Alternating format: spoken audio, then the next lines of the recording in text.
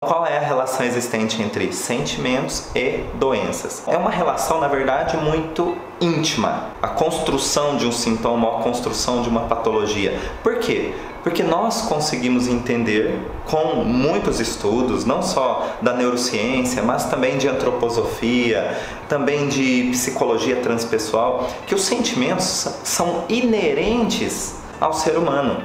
Não há como não criar um laço com uma experiência. Não há como você ter uma experiência e simplesmente ser neutro dessa experiência. Você pode ter sentimentos que te levem a querer repetir aquela experiência. Você pode ter sentimentos que te levem a nunca mais querer viver aquela experiência novamente. Então, quando nós dizemos no bioalinhamento que tudo surge, todo sintoma surge a partir de uma situação impactante, inesperada, nós não estamos falando de um sentimento brando, um sentimento raso. Nós estamos falando de um sentimento chocante, porque tem um contexto dramático envolvido. Então, olha só, todo contexto chocante, ele fica registrado. Por quê? Porque aquela experiência precisa, é uma necessidade ficar registrada. Então, um exemplo muito clássico, muito simples de como isso tudo funciona, por exemplo, se você está num lugar, numa rodoviária, por exemplo, no aeroporto, e você fala assim, poxa, eu vou tomar um cappuccino. E na verdade isso sempre acontece comigo e eu acabo queimando a língua. Por quê? Porque de repente você vai tomar, acredita que esfriou o suficiente, toma um golinho e já queima a língua. O que o cérebro faz? Ele registra que aquilo é um perigo. Não um perigo de morte, mas principalmente como uma ameaça, porque é uma experiência dolorosa, uma experiência que você não quer repetir. O que você faz logo em seguida? Você assopra, assopra, assopra, fica mais 15 minutos ali assoprando para esfriar o seu cappuccino. Por quê? Porque você não quer repetir aquela experiência. E na próxima vez que você for comprar, você tenta novamente, mesmo que você queime novamente a língua, mas você fala assim, puxa, não, acredito que já esfriou o suficiente. Então você está sempre querendo se livrar ou não deixar acontecer de novo uma experiência desagradável. Agora olha só, eu estou falando de um simples cappuccino.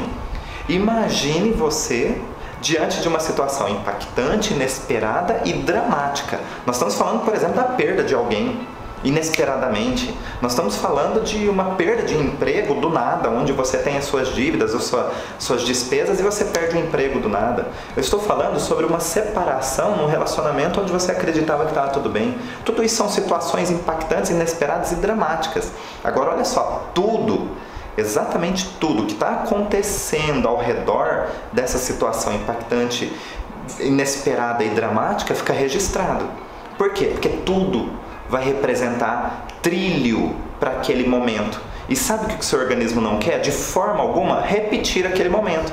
Nem repetir aquele momento, nem deixar acontecer algo semelhante.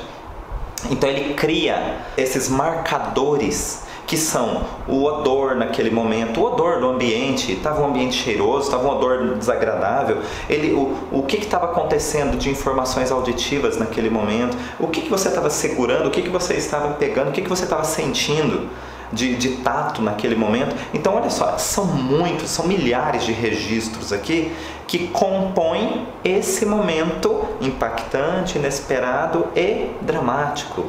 Se isso então deixa um rastro no seu cérebro, toda vez que você estiver diante de qualquer coisa mínima, o seu cérebro começa a acionar assim, olha, isso representa um perigo. Suponhamos que você sentiu o cheirinho de alguma coisa mas que pertencia àquele de um mesmo odor.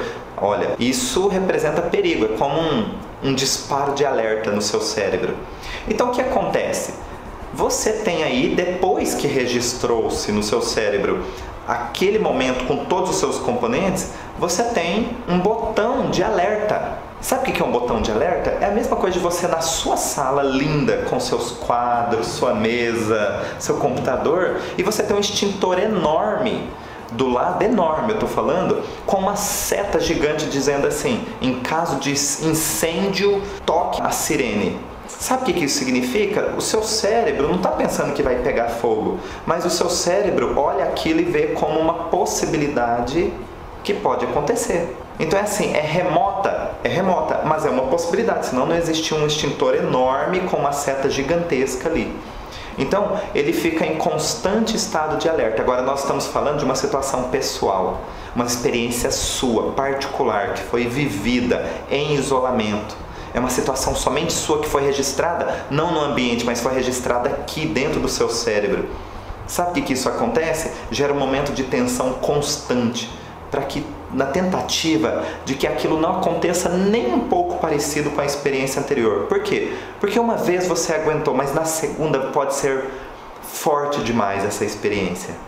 Então ele faz um estado de tensão, como se fosse um estado de alerta, e isso vai mudar o comportamento das suas células.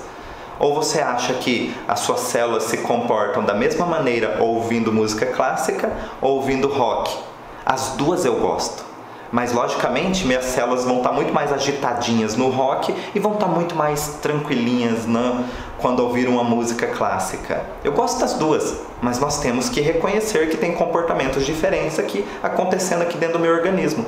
Inconscientemente, eu não preciso ficar pensando como é que minhas células estão se comportando, mas que elas vão estar se comportando diferente, estão. Agora nós estamos falando de uma situação impactante, inesperada, dramática, vivida em isolamento. E isso tudo vai provocar comportamentos de tensão, alerta constante no seu organismo. E dependendo do contexto disso tudo, vão ter órgãos, tecidos que vão reagir exatamente dentro daquele contexto, porque cada órgão tem um significado, cada tecido tem um significado, e dependendo do significado que o seu cérebro deu para aquele momento, ele vai ter reações biológicas compatíveis com essa percepção. E além do mais, o resultado de todo esse mecanismo de tensão constante é que o nosso organismo começa a reagir, e a palavra certa é essa mesmo, reagir contra algo. E toda vez que nós temos uma reação é porque algo já aconteceu. Então percebem que eu começo a reagir, isso não vai me levar a lugares longes. Isso vai fazer eu ganhar tempo, mas não me leva a construções. A reação não leva a uma construção. A reação leva a um ganho de tempo. E aí nós vamos ter sintomas. Agora, quando eu consigo, através de uma percepção ampliada, construir ações, aí isso sim vai me levar em algum lugar. Isso sim vai conseguir sobrepor sentimentos que lá no passado me deixaram impotentes, que me deixaram enfraquecidos, que me deixaram feridos. Aí sim, quando eu tenho ações, eu consigo sobrepor isso tudo. Porque ações dizem quem eu sou aqui e agora. Reações dizem como é que eu me comporto quando alguém faz algo comigo ou quando algo acontece comigo. Uma reação é só ganho de tempo. Uma ação, aí sim você tem uma construção de quem você é realmente. Então por que é comum observarmos animais domésticos desenvolverem câncer e animais selvagens não? Lá no ambiente selvagem, os animais eles têm total liberdade de exercerem os seus instintos.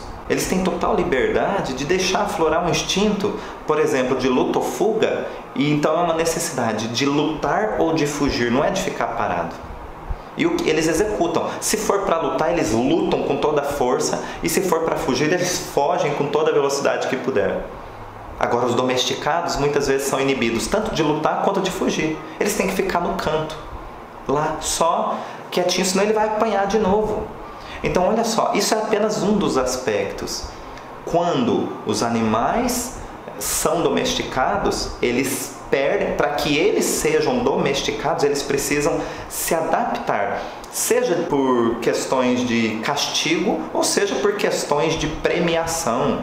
Enfim, qualquer tipo de domesticação inibe os seus instintos de sobrevivência. Então é um animal, tanto que é um animal que depois se você soltar para o reino selvagem, ele morre.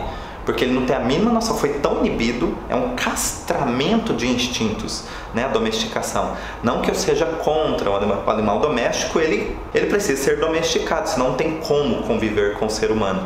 Porém, eu só quero deixar claro qual é o mecanismo que leva um animal domesticado a desenvolver sintomas ou até patologias que são muito parecidas ou semelhantes ao do ser humano, né? Desenvolver câncer, desenvolver problemas cardíacos, desenvolver queda de pelos enquanto nós temos queda de cabelo e assim por diante, desenvolver catarata, né? Tem muitos cachorros, enfim, tal que desenvolvem parasitoses em geral. O que é que torna esse animal susceptível a desenvolver um sintoma? É justamente essa inibição da expressão dos seus instintos que são naturais. E quando o animal é domesticado, isso realmente acontece.